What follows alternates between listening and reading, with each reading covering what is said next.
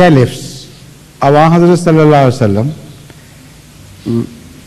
during some disputes, went to the holy wives of Hazrat Sallallahu Alaihi Wasallam and asked them to decide on those issues. This is judgment. This is the position of judgment that they held before the caliph of the Prophet, peace be upon him. So how can you say that a woman cannot be a judge? At least we know some women who acted as judges during the time of the first caliphate. The Khilafat Rashida,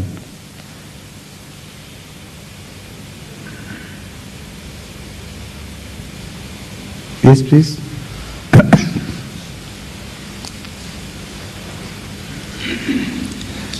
So I got a couple of questions.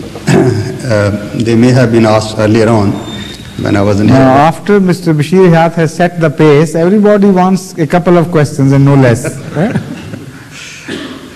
I got two questions, two parts of the same question. To each question. 4 in all. No, I only got 2 questions actually. All right. The first one is that nowadays there are a lot of experiments going on animals in different ways. Would that be permitted by Islam? What sort of experiments? Well, this is for progressing the medicine, for instance, or I've also heard they use certain makeups to try them on monkeys' faces. No, according to the general principles laid down in Islam, or which are flowing as undercurrents of Islamic injunctions, the lower value can be sacrificed for the sake of higher value, but the higher value cannot be sacrificed for the sake of the lower value. This is the general principle. But in points, at times where a positive particular justice is to be dispensed, then whether a person or a thing belongs to a lower position or upper position, that is regardless. The justice would be done regardless of one's position. But that is not what I meant. I meant it differently altogether.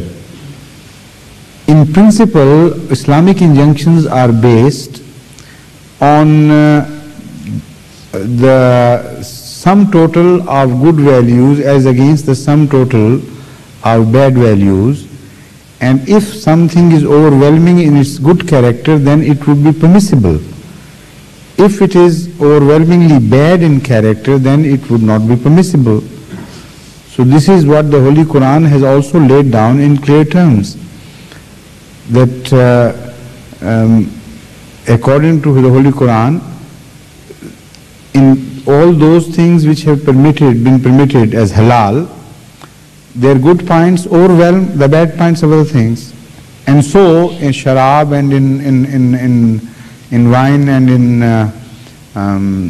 this gambling and also interest or usury, their bad points overwhelm the good points, so they are forbidden. So now if there is a situation like you are describing, which has not been particularly dealt with in either the Holy Quran or the tradition, then these are the principles according to which we will decide the issue, and we will go into the details and the facts of the case and weigh them according to these principles laid down by the Holy Quran. So I can't give you a particular answer about, a general answer about this practice in general. In some cases, maybe the vile contained in that practice is greater than the goodness that may ensue from that. In such cases, I would say it is not permissible. But in other cases, where, to the best of our knowledge, the goodness which may follow from that practice is overwhelmingly greater, then we would say, of course, it's permissible. So, taking a practical example, for instance, they try different drugs on animals to see their side effects. Would that, in your judgment, be permissible? Well, what sort of drugs? Do they cause pain, or do they remove pain? Do they somehow torture the animal, of which we don't have no knowledge? Now, if so, I should declare it as not permissible, because to hurt others is generally forbidden, or at least strongly discouraged.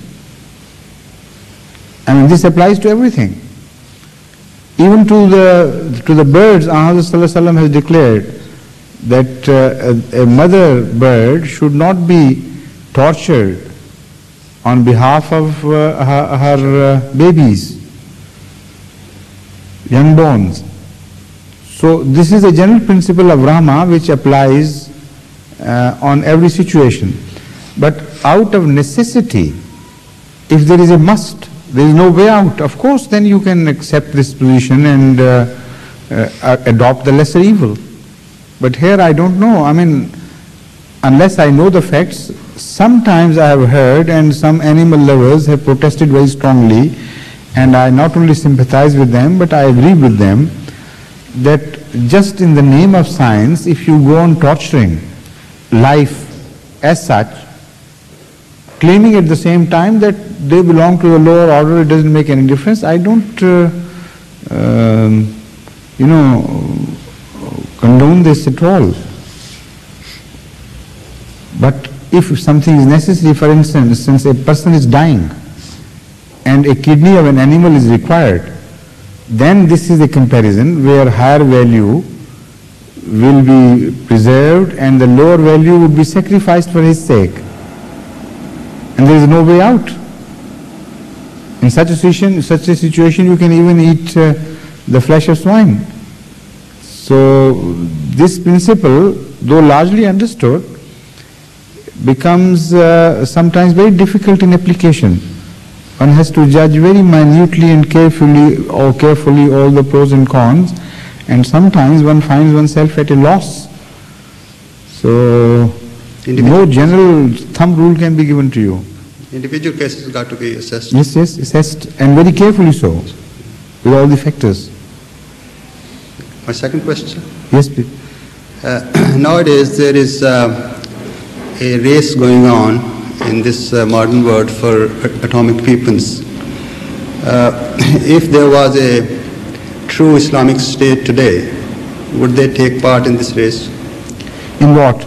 In producing atomic bombs. In defense, yes.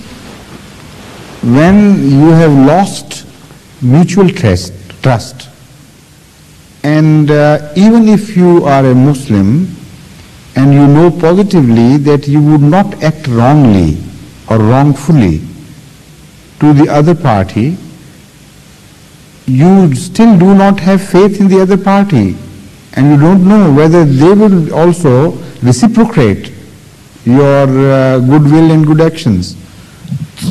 So if there is a possibility of any danger from that party, according to the Islamic teaching, not only you are permitted, you must be prepared for all those eventualities. And this is what the Holy Quran says, Rabitu. You must be always prepared to guard your frontiers, not only the inner parts and the capital, but you must always be wary about your frontiers.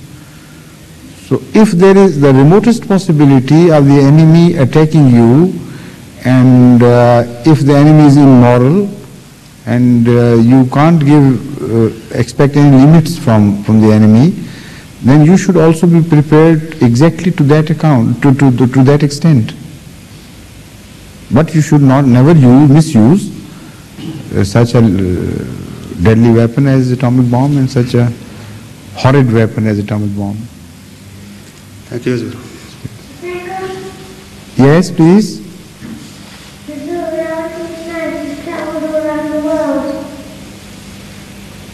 Now, where is Saki Sahab? Not around the world, but I have traveled so much that I could have traveled many times around the world.